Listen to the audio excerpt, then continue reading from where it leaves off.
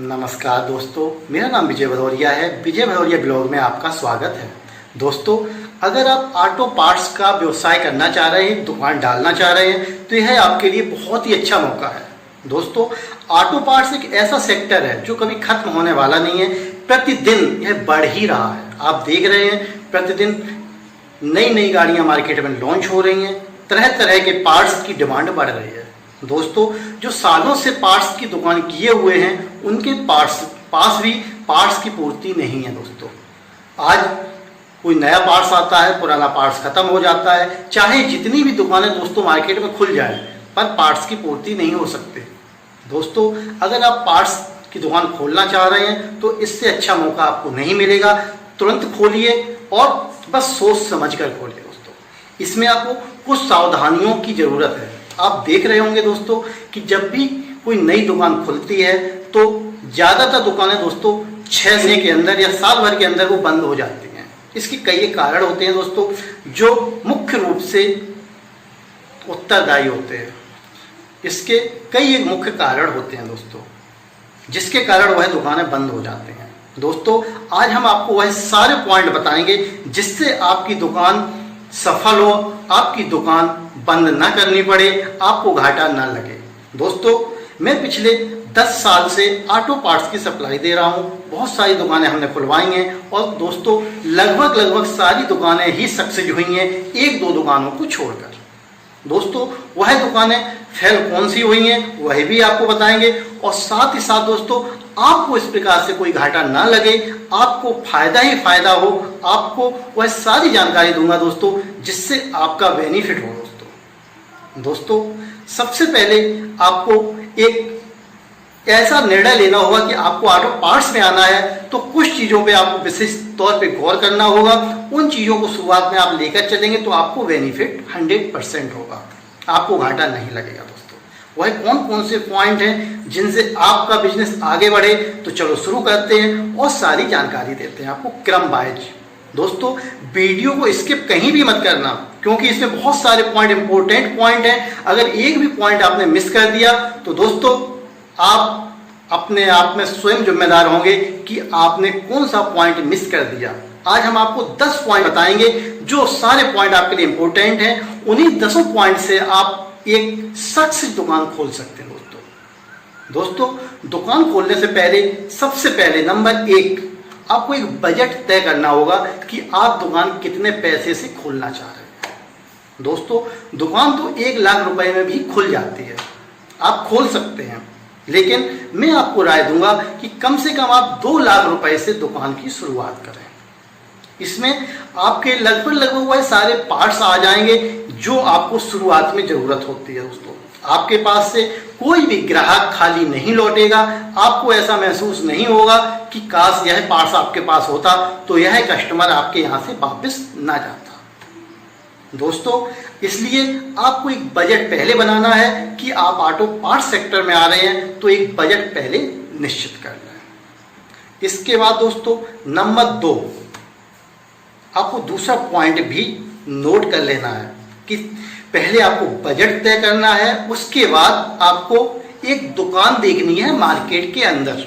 दुकान ऐसी जगह होनी चाहिए जहां पहले से 1-2 दुकानें हों। अगर आपको ऐसी जगह दुकान नहीं मिल रही है जहां पहले से दुकानें हैं, तो आप अपनी दुकान ऐसी जगह लीजिए जहां पर लोगों का आना जाना हो, बाइकें आती जाती हों और लोग वहां से गुजरते हों। आपको दुकान ऐसी जगह नहीं लेनी है जहां से लोगों का आना जाना नहीं है, क्योंकि आप एक नई दुकान खोल रहे हैं तो लोगों का अट्रैक्शन पहले होना चाहिए। लोगों को मालूम होना चाहिए एक दुकान है जिस पे हम अपनी गाड़ी की सर्विस करा सकते हैं, पार्ट्स ले सकते हैं और विश्वास कर सकते हैं। तो दोस्तों, आपको एक दुकान ऐसी जगह देखनी है जहां से लोगों का आना जाना हो, या पास में पहले से ही 2-4 दुकानें हैं। अगर आप इस चीज का गौर करेंगे तो आपका फेल होने का चांस काफी हद तक कम हो जाएगा। इसके बाद आपको दुकान का एक ऐसा नाम सोचना है दोस्तों जो लोगों को याद रहे, क्योंकि दोस्तों दुकान का नाम भी एक इम्पोर्टेंट होता है। कुछ लोग दुकान का नाम देखकर ही चलते हैं। आपको इस चीज पे गौर करना है कि दुकान का नाम सिंपल हो, सरल हो और अट्रैक्टिव हो। यह आपको सोचना है दोस्तों। इसके बाद दोस्तों नंबर 3, तीसरे पॉइंट पे आपको गौर करना है। तीसरा पॉइंट भी बहुत ही इंपॉर्टेंट पॉइंट है दोस्तों, इसको भी आपको विशेष तौर पे ध्यान रखना है। तीसरा पॉइंट यह है दोस्तों कि आपको एक ऐसा मिस्त्री तलाशना है जो परफेक्ट हो दोस्तों। कच्चा खिलाड़ी आपको नहीं चाहिए, भले ही कुछ पैसे वह ज़्यादा आपसे ले, लेकिन मिस्त्री ऐसा होना चाहिए शुरुआत में आपकी दुकान पे कि ग्राहक आपसे संतुष्ट हो जाए पूर्ण रूप से। आप मिस्त्री की तलाश कैसे करेंगे? इसके लिए दोस्तों आपके आसपास जो दुकानें हों उनसे संपर्क कीजिए मिस्त्रियों से। उन दुकानों पे जो मिस्त्री काम कर रहे हैं उनसे अगर आप जाकर मिलेंगे और कहेंगे भैया मैं दुकान खोलना चाह रहा हूँ, एक मिस्त्री की ज़रूरत है, कोई आपकी नज़र में हो तो बताइए, तो कोई ना कोई उनका भाई बंधु रिश्तेदार जो उनकी नज़र में होगा वो आपको बताएंगे। आप उस पर गौर कीजिए और उस मिस्त्री को अपनी दुकान पे रखिए। दोस्तों मिस्त्री कैसे रहेगा आपकी दुकान पे, यह इस बात पे निर्भर करता है कि आपके क्षेत्र में दुकानों पर मिस्त्री किस प्रकार से रह रहे हैं। दोस्तों कई जगह तो यह होता है कि मिस्त्री सैलरी बेस पे रहता है, मंथली सैलरी लेता है, कहीं 5,000, कहीं 8,000, कहीं 10,000, लेकिन अब शुरुआत है 5-6 हज़ार रुपये से ज़्यादा की सैलरी ना दें। इसके बाद आप चाहें तो सर्विस बेसिस पे भी रख सकते हैं। आपके यहाँ जो काम आएगा, जो कमाई होगी वह लेगा। कई जगह ऐसा होता है कि सर्विस बेसिस पे रहता है मिस्त्री, और कई जगहों पर ऐसा होता है कि वह सैलरी बेसिस पे रहता है। अब आपका क्षेत्र पर निर्भर करता है कि सैलरी पे रहेगा या इस पे रहेगा। दोस्तों नेक्स्ट पॉइंट, चौथा पॉइंट विशेष तौर पे ध्यान रखना है कि अब आपको एक एडवोकेट से मिलना है, वकील से। वो इसलिए कि आपको एक जीएसटी नंबर लेना है, क्योंकि दोस्तों अगर आपके पास एक जीएसटी नंबर होगा तो आपकी दुकान से जो पार्ट्स लेंगे वह आपको बहुत ही सिंपल तरीके से मिल जाएगा, लाने जाने में दिक्कत नहीं होगी दोस्तों। और दोस्तों इसके कई एक बेनिफिट होंगे जो आपको आगे मैं वीडियो में बताऊंगा कि आपको जीएसटी नंबर लेने से क्या क्या बेनिफिट मिलेंगे। तो आपको एक एडवोकेट तलाशना है जिससे आपको जीएसटी नंबर के लिए अप्लाई कर देना है। दोस्तों आपने नंबर 1 बजट बनाया, दूसरी दुकान नंबर पे आपने एक दुकान ढूंढी, दुकान का नाम ढूंढा, मिस्त्री ढूंढा, एडवोकेट ढूंढा। अब आप क्या करेंगे दोस्तों? एक बाजार की खोज करेंगे। आपको एक बाजार ढूंढना है जहां से आप प्रोडक्ट खरीदें। दोस्तों अगर आप दिल्ली या उसके आसपास क्षेत्रों में रहते हैं, आप दिल्ली जा सकते हैं, तो कोशिश कीजिए कि आप पहली बार दिल्ली ही जाएं। करोल बाग एशिया की दोस्तों सबसे बड़ी मंडी है करोल बाग। अपने भारत ही नहीं दोस्तों, नेपाल, भूटान, बर्मा, श्रीलंका तक करोल बाग से माल जाता है दोस्तों। काफ़ी बड़ी मंडी है और आपको शुरुआत में वहाँ से माल लेने पे कई एक बेनिफिट मिल जाएंगे। दोस्तों अगर आपके वहाँ से दूर रह रहे हैं, आपके क्षेत्र में कहीं मार्केट ऐसा है जहाँ आपको पार्ट सस्ता मिल सकता है, तो आप वहाँ से भी ले सकते हैं। मैं ये नहीं कह रहा कि आप दिल्ली ही जाइए, लेकिन मैं आपसे कह रहा हूँ कि अगर पहली बार आप शुरुआत कर रहे हैं तो एक बार रिसर्च कर लीजिए, चले जाइए मार्केट, क्या दिक्कत है, घूम भी लेंगे, 2-4 दिन टाइम भी आपका वहाँ देखेंगे, सुनेंगे, हर चीज़ की जानकारी भी आपको मिल जाएगी। तो आपको मार्केट में जाके वहाँ से देखना है आपको कि आपका मार्केट कैसा है, दिल्ली करोल बाग। इसके बाद दोस्तों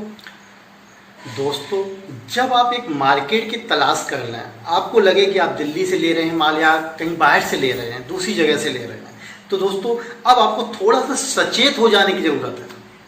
क्योंकि दोस्तों अब मुख्य पॉइंट यहीं पर है जहाँ से फेल और पास होने का चांस रहता है। दोस्तों आप अगर दिल्ली की मंडी में जा रहे हैं तो भी आपको सचेत रहना है, और आप अपने पास की किसी नज़दीक मंडी से माल ले रहे हैं तब भी आपको सचेत होने की ज़रूरत है। क्या होता है दोस्तों, जब आप किसी नई मंडी में जाते हैं, आपको वहाँ के बारे में मालूम नहीं होता है कि आप किस दुकान से माल परचेस करें, क्या माल खरीदें और क्या क्या आपको खरीदना है। शुरुआत में आपको इन चीज़ों का सामना करना होता है। तो दोस्तों हर जगह कुछ फेक दुकानें ज़रूर होती हैं, जैसे कि आप भी देखते होंगे आपके गांव में क्या होता है, कुछ लोग वहीं से माल उठा के वहीं बेचते रहते हैं और बोलते हैं हमारा माल यहाँ से आ रहा है, वहाँ से आ रहा है। इसी प्रकार की दुकानें भी हर जगह होती हैं दोस्तों। करोल बाग में भी दोस्तों यही होगा। जब आप जाएंगे तो जिनके पास कुछ भी नहीं होगा वह बोलेंगे कि आपको ये भी माल दे दूंगा, वो भी दे दूंगा, वो भी दे दूंगा। सारा माल आपको एक ही जगह लिखवा देंगे वो। जब आप मार्केट में जाएंगे तो आपको वहां पे बहुत सारे दलाल मिलेंगे। वो आपको बोलेंगे चलो मैं यहाँ से आपको सारा माल दिलवा दूं, यहाँ से दिलवा दूं, इतना डिस्काउंट मिल जाएगा, यह मिल जाएगा, वह मिल जाएगा। बहुत सारे आपको प्रलोभन देंगे, बहुत सारा लालच देंगे आपको दोस्तों। लेकिन आपको किसी भी लालच में नहीं आना है। गौर करना इस चीज को दोस्तों कि आप जब भी मार्केट में जाएं अकेले ही जाएं। दूसरी बात दोस्तों, जब आप मार्केट में जाएंगे तो वहां पे आपने किसी को माल लिखाया, वो माल लिखाने के बाद आप उसे पेमेंट कर देंगे।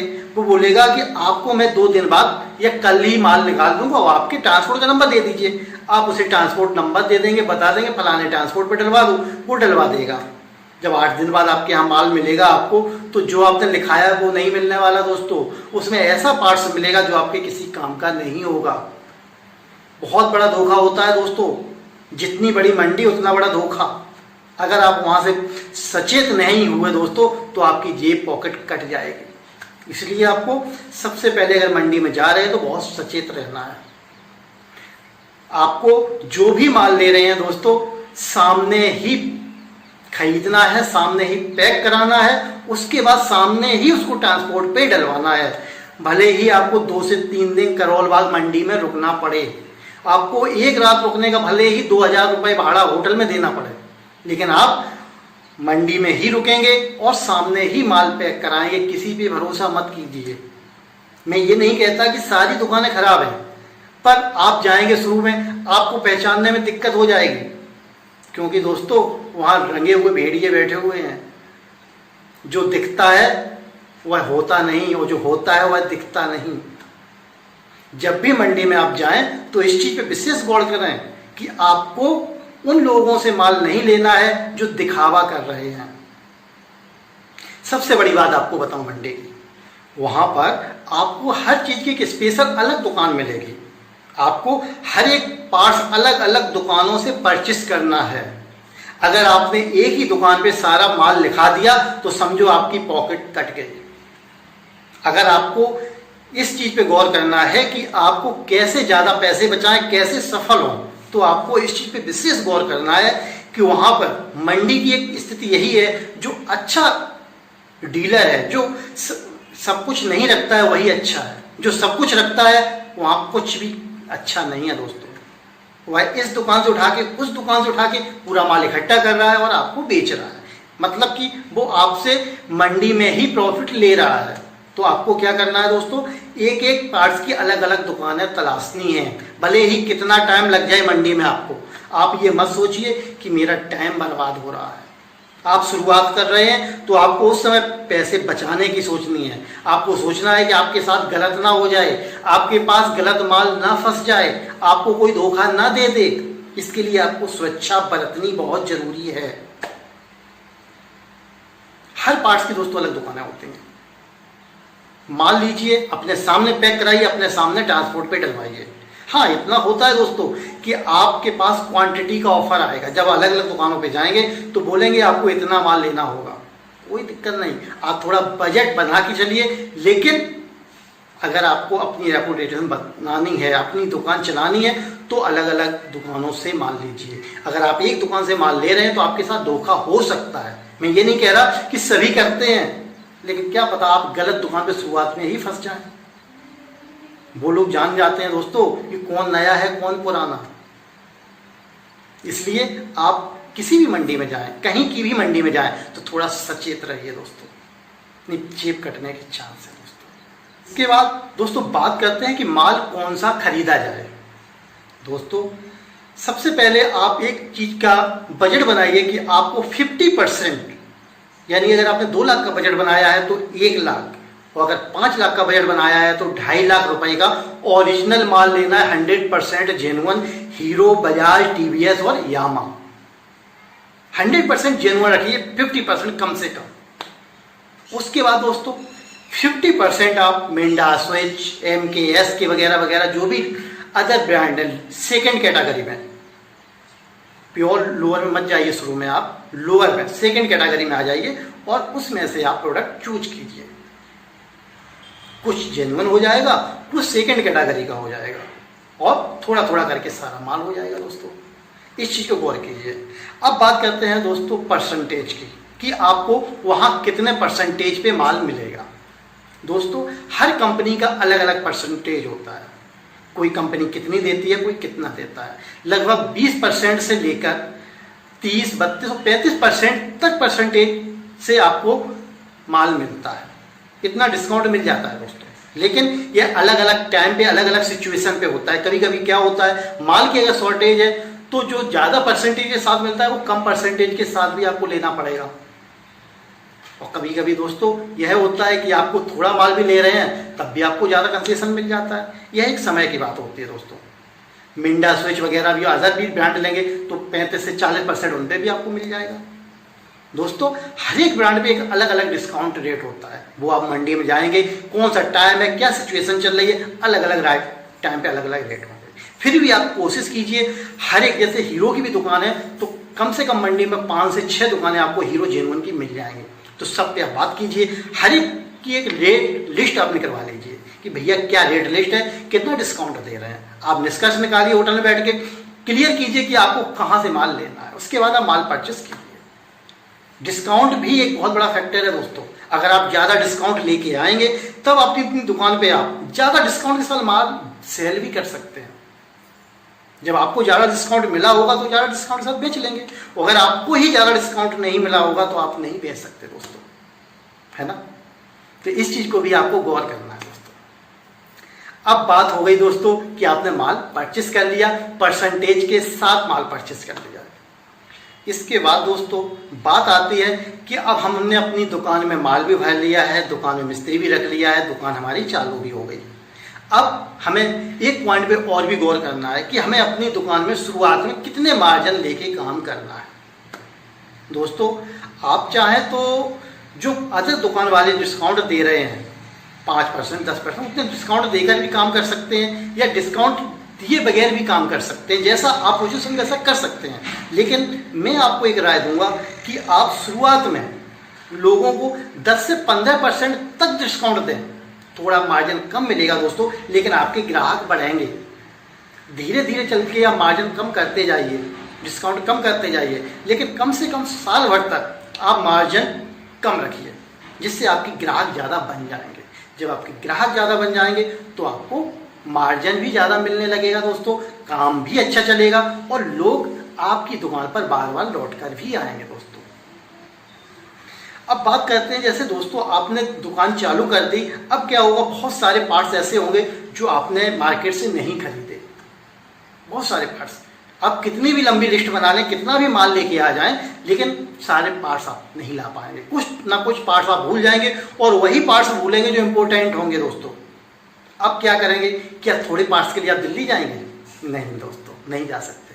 अब आपको अपने पास में जो मार्केट हो वहाँ संपर्क कीजिए, वहाँ से आप वह पार्ट्स ले लीजिए। फिर आप, कोई कस्टमर आ रहा है, कोई पार्ट्स मांग रहा है, आपके पास उपलब्ध नहीं है, एक लिस्ट बनाइए, उस पर एंट्री करते जाइए, लिखते जाइए। आप अपने पास की मंडी में भेजिए, वहाँ से वह पार्ट्स मंगाते रहिए। क्योंकि 10-5 हज़ार रुपये का, 20 हज़ार का आप माल दिल्ली से मंगाएंगे, मज़ा नहीं आएगा दोस्तों। आपका ट्रांसपोर्ट भाड़ा ज़्यादा लग जाएगा और भी प्रॉब्लम बहुत सारी आएंगी। ये प्रॉब्लम आएगी, इसलिए थोड़ा बहुत माल जब भी मंगाना है तो पास से मंगा लीजिए। हाँ दोस्तों, एक चीज़ आपको बताना भूल गया, जो मैंने आपको पहले बताई थी, GST नंबर का फ़ायदा आपको कहाँ मिलेगा। दोस्तों GST नंबर का फ़ायदा आपको कहाँ मिलेगा? दोस्तों यह आपको तब मिलेगा जब आप दिल्ली से माल ला रहे हैं। कोई आपके साथ हेरा फेरी नहीं कर सकता दोस्तों। आप वहाँ से जो भी माल लें, कह के लीजिए कि मुझे पक्के बिल पर माल चाहिए, कच्चे बिल पर माल नहीं चाहिए। फिर आपके साथ धोखा होने के चांस 50% से ज़्यादा कम हो जाएंगे दोस्तों। क्योंकि जो माल आएगा बिल के साथ आएगा, और जो माल बिल के साथ आएगा उसमें चांस बहुत ही कम होते हैं दोस्तों कि कोई धोखा दे पाए आपको। इसलिए GST नंबर आपको लेना इसलिए भी ज़रूरी है कि आप बाहर से माल आ रहा है, वहाँ कोई आपके साथ छल कपट ना कर सके, धोखा ना कर सके, इसलिए आपको GST नंबर लेना भी जरूरी है दोस्तों। अब बात करते हैं एक अगले पॉइंट की, गारंटी वारंटी। दोस्तों बहुत सारे प्रोडक्ट ऐसे होते हैं जो आपको गारंटी के साथ सेल करने होते हैं। अब ऐसे प्रोडक्टों को दोस्तों आप दिल्ली से ना खरीदें, वहाँ आपको थोड़ी सी प्रॉब्लम आएगी, क्योंकि आपके कुछ प्रोडक्ट ऐसे होते हैं जो आप दिल्ली से ले तो आए लेकिन वापस करने के लिए आप नहीं जा सकते। आप मान लीजिए आपने बैटरी दिल्ली से खरीद ली, आप दिल्ली साल भर या 2 साल नहीं गए तो उसकी एक्सपायरी खत्म हो जाएगी, दिल्ली में माल आपका वापस नहीं होगा। ऐसे बहुत सारे प्रोडक्ट होते हैं दोस्तों जो गारंटी के साथ आते हैं। आप इस चीज़ पे गौर कीजिए कि गारंटी वाला माल आप अपने पास से ही खरीदें, जो आपके पास में जो मंडी हो, जहाँ पर आप जा सकें वहाँ से माल वह खरीदिए, ताकि आपको रिटर्न करने में, वापस करने में कोई भी तकलीफ ना हो, लोग आपका माल तुरंत वापस कर लें और आपका टाइम भी बर्बाद ना हो, क्योंकि दिल्ली जाएंगे तो आपका टाइम ज़्यादा बर्बाद होगा दोस्तों। इसलिए आप गारंटी वारंटी वाला जितना भी माल हो अपने पास से खरीदिए, और हो सके तो कुछ समय बाद एजेंट आपके पास आने लगेगा, उससे खरीद लीजिए दोस्तों।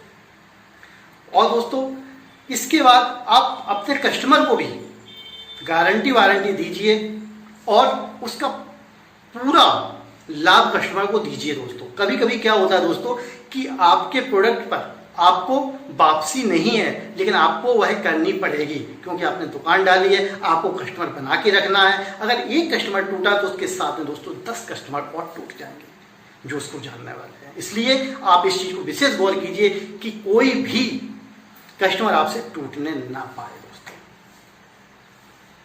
दोस्तों। इस प्रकार से यह मार्केट बहुत ही अच्छा है और आप इस काम को शुरू कर सकते हैं। बहुत अपार संभावनाएं हैं दोस्तों, दिन रात गाड़ियां बढ़ रही हैं, कहीं से भी कोई भी प्रॉब्लम नहीं है। बस आपको जो मैंने पॉइंट्स बताए सारे नोट करके रखने हैं, और आपको जब भी काम करें इन पॉइंटों के साथ काम करेंगे, आपको कभी भी असफलता नहीं होगी दोस्तों। 100% गारंटी के साथ दोस्तों आप सफल होंगे। तो दोस्तों यह वीडियो आपको कैसा लगा, लाइक कीजिए, शेयर कीजिए, और दोस्तों मुझे सब्सक्राइब जरूर कीजिए दोस्तों। धन्यवाद।